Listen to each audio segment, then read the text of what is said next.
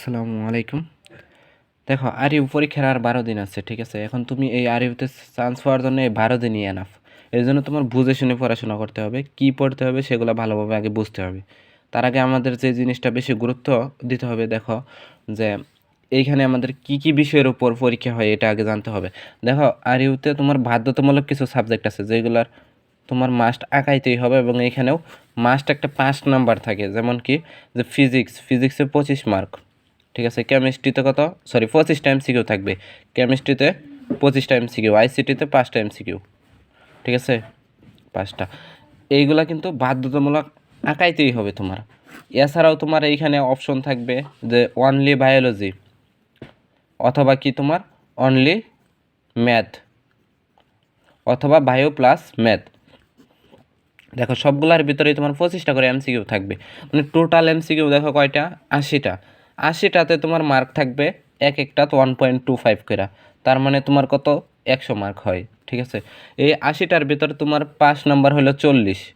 এখন তুমি দুইটা মিলে 40 পাইলা পাস, এরকম না। ধরো এক জায়গায় তুমি 40-এর বেশি পাই গেলা, আর এই জায়গায় তুমি জিরো পাইলা, তাহলে কিন্তু পাস হবে না। দুইটার জন্য আলাদা আলাদা পাস লাগবে।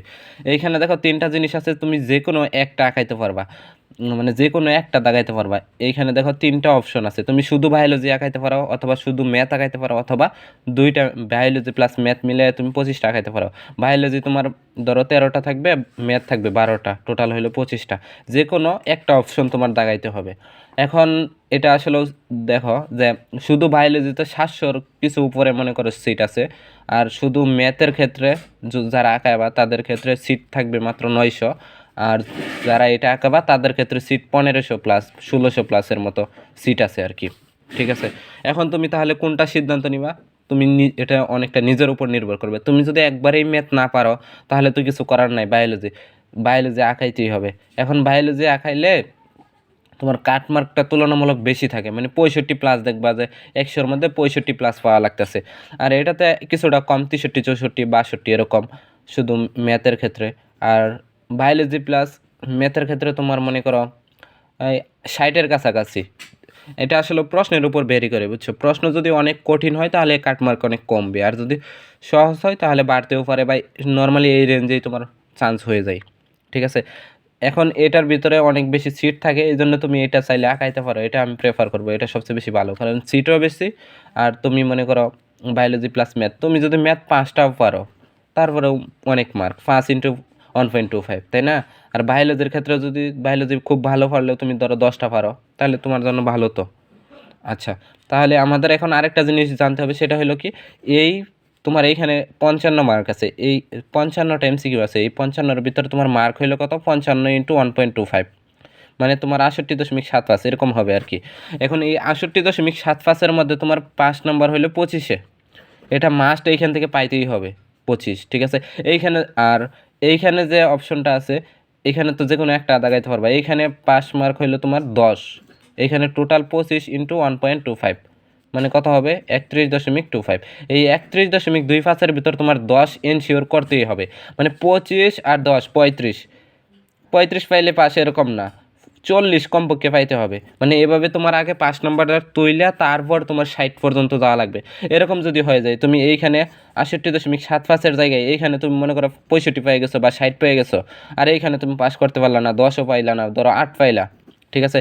এইখানে 60 আর এইখানে 8, তাহলে 68। তুমি কিন্তু 68 পাইলে রাজশাহী ইউনিভার্সিটিতে চান্স হয়ে যায়, ঠিক আছে? কিন্তু তুমি এই যে এইখানে কিন্তু 5 নম্বরটা তুলতে পারলা না, সেই জন্য তোমার কি হবে না, এই তুমি 68 পায়াও কোনো সিট পাবা না। এই জন্য তোমার দুই দিক থেকেই পাস করতে হবে, এবং ওভারঅল পাস তো করতেই হবে, মানে তোমার দুই দিক থেকে আলাদা আলাদাভাবে পাস করতে হবে। এই জিনিসটা তুমি অবশ্যই মাথায় রাখবা। তারপর এখন আমরা একটা জিনিস জানবো, যে সেটা হলো কীভাবে তুমি পড়াশোনা করলে মানে তুমি ইজিলি একটা মার্ক পাবা আর কি, এই মার্কটা কীভাবে তুমি তুলতে পারো। দেখো আমরা যদি সাবজেক্ট ওয়াইজ আলাদা করি, ধরো ফিজিক্সের ক্ষেত্রে আমরা কিসে গুরুত্ব দিব? ফিজিক্সের ক্ষেত্রে তুমি নর্মালি আরিউতে তুমি প্রিভিয়াস ইয়ারের কোশ্চেনগুলো যদি দেখো, বেশিরভাগ দেখবে থিওরি টাইপ। আর ম্যাথও আসে ম্যাথগুলা তোমার নর্মালি দেখবা যে ম্যাথগুলা খুবই শর্ট, মানে তুমি ইজিলি করতে পারো এরকম ম্যাথই আসবে, ঠিক আছে? আর এই জন্য তোমার বেশি ভালোভাবে কী পড়তে হবে, থিওরির যে ইগুলা আছে তোমার, একক, মাত্রা, থিওরি টাইপ এগুলো পড়তে হবে, আবার ম্যাথের জন্য পড়তে হবে। এই জন্য তুমি যে প্রশ্ন ব্যাংকটা আছে, বিশেষ করে কি ডিইউ, তারপরে সিইউ আর ইউ, এই কোশ্চেন ব্যাংকগুলো মাস্ট পড়তেই হবে তোমার ফিজিক্সের জন্য। কেমিস্ট্রির জন্য আমরা কী করবো, কেমিস্ট্রির জন্য হাজারি স্যারের যে বইটা আছে ওইটার অনুশীলনীর প্রশ্নগুলো পড়বা মাস্ট, অনুশীলনী প্রশ্ন মাস্ট পড়তেই হবে, এবং আর ইউ এর প্রশ্ন, ডিইউ এর প্রশ্নগুলো পড়ে যাবা, তাহলেই হয়ে যাবে।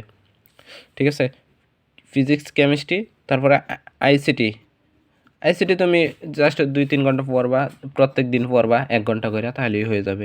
প্রশ্ন ব্যাংক দেখা পড়বা, কোন কোন টপিক থেকে আসতেছে এগুলো পড়বা, তাহলেই হয়ে যাবে। এরপর আমরা বায়োলজি এবং ম্যাথ।